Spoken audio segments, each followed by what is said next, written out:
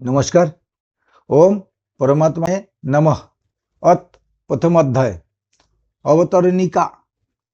पांडवों ने 12 वर्ष का वनवास और 1 वर्ष का अज्ञातवास समाप्त होने पर जब प्रतिज्ञा के अनुसार अपना आधा राज्य मांगा, तब दुर्योधन ने आधा राज्य तो क्या, थी कि सुई की नोक जितनी जमीन भी बिना युद्ध के देनी स्वीकार नहीं की। अंत पांडवों ने माता कुंती की आज्ञा के अनुसार युद्ध करना स्वीकार कर लिया। इस प्रकार पांडवों और कौरवों का युद्ध होना निश्चित हो गया और तदनुसार दोनों ओर से युद्ध की तैयारी होने लगी। महर्षि व्यासदेव जी का धृतराष्ट्र पर बहुत स्नेह था। उस स्नेह के कारण उन्होंने धृतराष्ट्र के पास आकर कहा कि युद्ध होना और उसमें शत्रुओं का महान संहार होना अवश्य भावी है, इसे कोई टाल नहीं सकता। यदि तुम युद्ध देखना चाहते हो तो मैं तुम्हें दिव्य दृष्टि दे सकता हूँ, जिसे तुम वही बैठे बैठे युद्ध को अच्छी तरह से देख सकते हो। इस पर धृतराष्ट्र ने कहा कि मैं जन्म भर अंधा रहा, आप अपने कुल के संहार को मैं देखना नहीं चाहता, परंतु युद्ध कैसे हो रहा है वह समाचार जरूर सुनना चाहता हूँ। तब व्यास जी ने कहा कि मैं संजय को दिव्य दृष्टि देता हूँ, जिससे वह संपूर्ण युद्ध को, संपूर्ण घटनाओं को, सैनिकों के मन में आई हुई बातों को भी जान लेगा, सुन लेगा, देख लेगा और सब बातें तुम्हें सुना देगा। ऐसे कहकर व्यास जी ने संजय को दिव्य दृष्टि प्रदान की। निश्चित समय के अनुसार कुरुक्षेत्र में युद्ध आरंभ हुआ। 10 दिन तक संजय युद्ध स्थल में ही रहे। जब पितामह भीष्म बाणों के द्वारा रथ से गिरा दिया गया, तब संजय ने हस्तिनापुर में, जहां धृतराष्ट्र विराजमान थे, आकर धृतराष्ट्र को वह समाचार सुनाया। इस समाचार को सुनकर धृतराष्ट्र को बड़ा दुख हुआ और वे विलाप करने लगे। फिर उन्होंने संजय से युद्ध का सारा वृत्तांत सुनने के लिए कहा। भीष्म पर्व के 24 के अध्याय तक संजय ने युद्ध संबंधी बातें धृतराष्ट्र को सुनाई। 25वें अध्याय के आरंभ में धृतराष्ट्र संजय से पूछते हैं। धृतराष्ट्र उवाच। व्याख्या। धर्मक्षेत्र कुरुक्षेत्र। कुरुक्षेत्र में देवताओं ने यज्ञ किया था। राजा कुरु ने भी वहां तपस्या की थी। यद्यपि धर्ममय कार्य होने से तथा राजा कुरु की तपस्या भूमि होने से इसको धर्मभूमि कुरुक्षेत्र कहा गया है। वह धर्मक्षेत्र और कुरुक्षेत्र पदों में क्षेत्र शब्द देने में धृतराष्ट्र का अभिप्राय है कि वह अपनी कुरुवंशियों की भूमि है। वह केवल लड़ाई की भूमि ही नहीं है, प्रस्तुत तीर्थभूमि भी है, जिसमें प्राणी जीते जी पवित्र कर्म करके अपना कल्याण कर सकते हैं। इस तरह लौकिक और परलौकिक सब तरह का लाभ हो जाए, ऐसा विचार करके एवं श्रेष्ठ पुरुषों की सम्मति लेकर ही युद्ध के लिए वह भूमि चुनी गई है। संसार में प्राय 3 बातों को लेकर लड़ाई होती है: भूमि, धन और स्त्री। इन तीनों में भी राजाओं का आपस में लड़ना मुख्यतः जमीन को लेकर होता है। वह कुरुक्षेत्र पद देने का तात्पर्य भी जमीन को लेकर लड़ने में है। कुरुवंश में धृतराष्ट्र और पांडव के पुत्र सब एक हो जाते हैं। कुरुवंशी होने से दोनों का कुरुक्षेत्र में अर्थात राजा कुरु की जमीन पर समान हक लगता है। इसलिए कौरवों द्वारा पांडवों को उनकी जमीन ना देने के कारण दोनों जमीन के लिए लड़ाई करने आए हुए हैं। यद्यपि अपनी भूमि होने के कारण दोनों के लिए कुरुक्षेत्र पद देना युक्ति संगत न्याय संगत है। तथापि हमारी सनातन वैदिक संस्कृति ऐसी विलक्षण है कि कोई भी कार्य करना होता है तो वह धर्म को सामने रखकर ही होता है। युद्ध जैसा कार्य भी धर्म भूमि तीर्थभूमि ही कहते हैं, जिससे युद्ध में मरने वालों का उद्धार हो जाए, कल्याण हो जाए। अंत वह कुरुक्षेत्र के साथ धर्मक्षेत्र पद आया है। यह आरंभ में धर्म पद से एक और बात भी मालूम होती है। अगर आरंभ के धर्म पद में से धर लिया जाए और 18वें अध्याय के अंतिम श्लोक के ममोह पदों में से मोह लिया जाए तो धर्म शब्द बन जाता है। अंत संपूर्ण गीता धर्म के अंतर्गत है, अर्थात धर्म का पालन करने से गीता के सिद्धांतों का पालन हो जाता है और गीता के सिद्धांतों के अनुसार कर्तव्य कर्म करने से धर्म अनुष्ठान हो जाता है। इन धर्मक्षेत्र कुरुक्षेत्र पदों से भी मनुष्य को वह शिक्षा लेनी चाहिए कि कोई भी काम करना हो तो वह धर्म को सामने रखकर ही करना चाहिए। प्रत्येक कार्य सबके हित की दृष्टि से ही करना चाहिए, केवल अपने सुख आराम की दृष्टि से नहीं। और कर्तव्य और कर्तव्य के विषय में शास्त्रों को सामने रखना चाहिए। गीता 16वें अध्याय का 24वां श्लोक।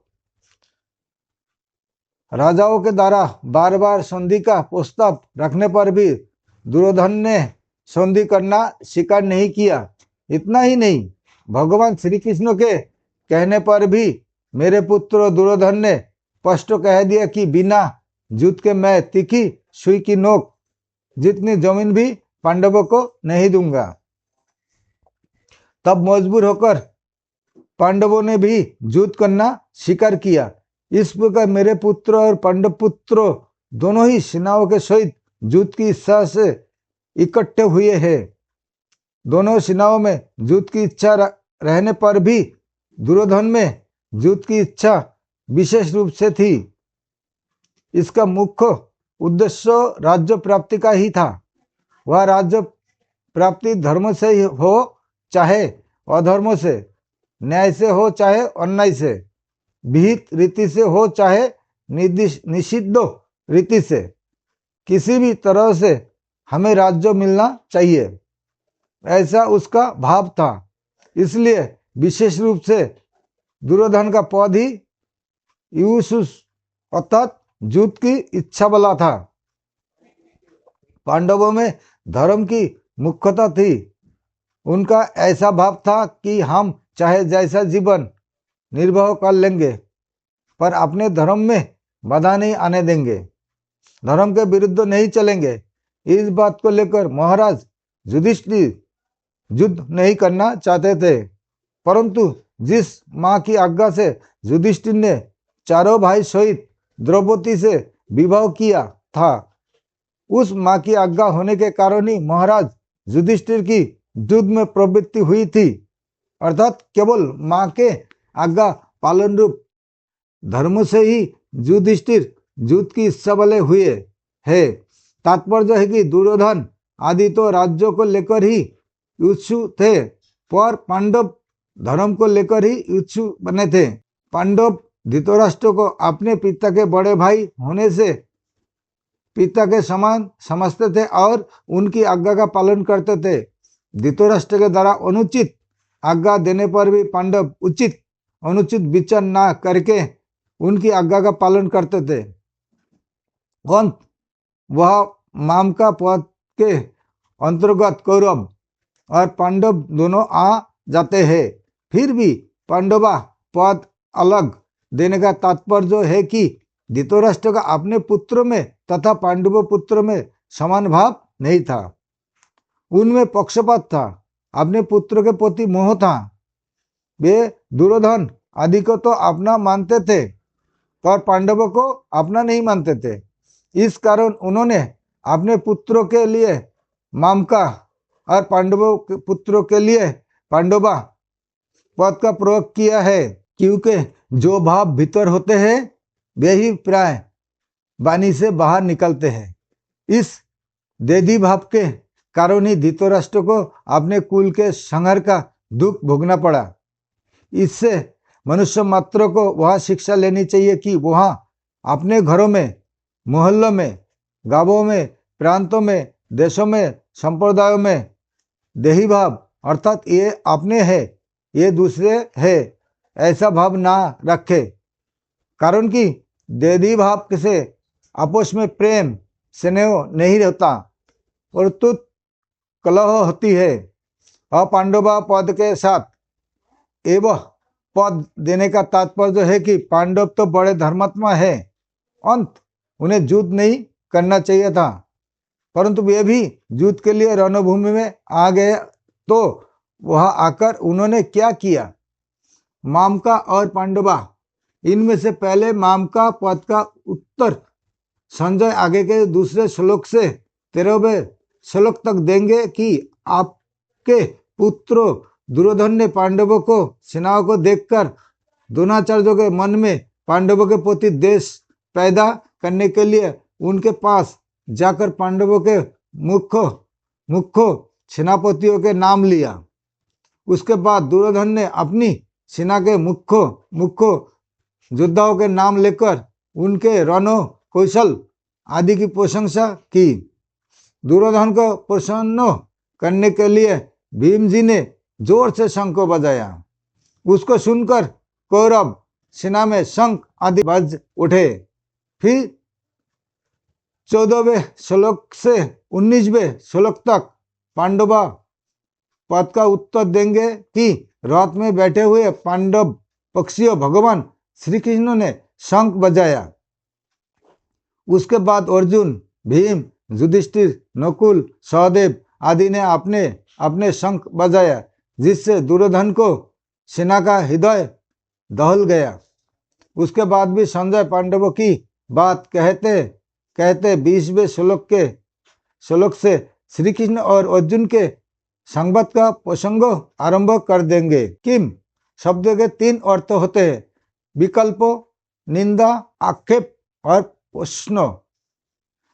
युद्ध हुआ कि नहीं, इस तरह का विकल्प तो वहां लिया नहीं जा सकता, क्योंकि 10 दिन तक युद्ध हो चुका है और भीष्म जी के रथ से गिरा देने के बाद संजय हस्तिनापुर आकर धृतराष्ट्र के वहां की घटना सुना रहे हैं।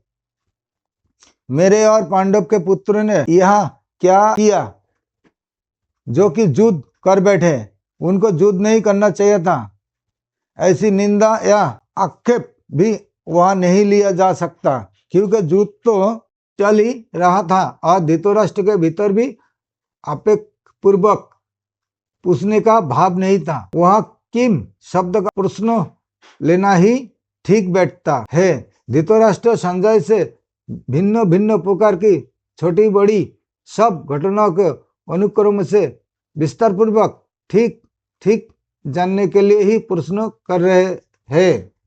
परिशिष्ट भाव, मेरे पुत्र मामका और पांडव के पुत्र पांडवा, इस मतभेद से ही राग देश पैदा हुए, जिससे लड़ाई हुई, हलचल हुई। धृतराष्ट्र के भीतर पैदा हुए राग देश का फल यह हुआ कि 100 कौरव मारे गए, पर पांडव एक भी नहीं मारा गया। जैसे दही बिलोते हैं तो उसमें हलचल पैदा होती है, जिससे मक्खन निकलता है, ऐसे ही मामका और पांडवका के भेदों से पैदा हुई हलचल से अर्जुन के मन में कल्याण की अभिलाषा जागृत हुई, जिससे भगवत गीता रूपी मक्खन निकला।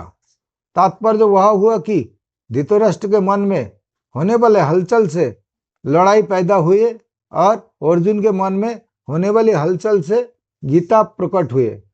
संबंध धृतराष्ट्र के प्रश्नों का उत्तर संजय आगे के श्लोक से देना आरंभ करते हैं।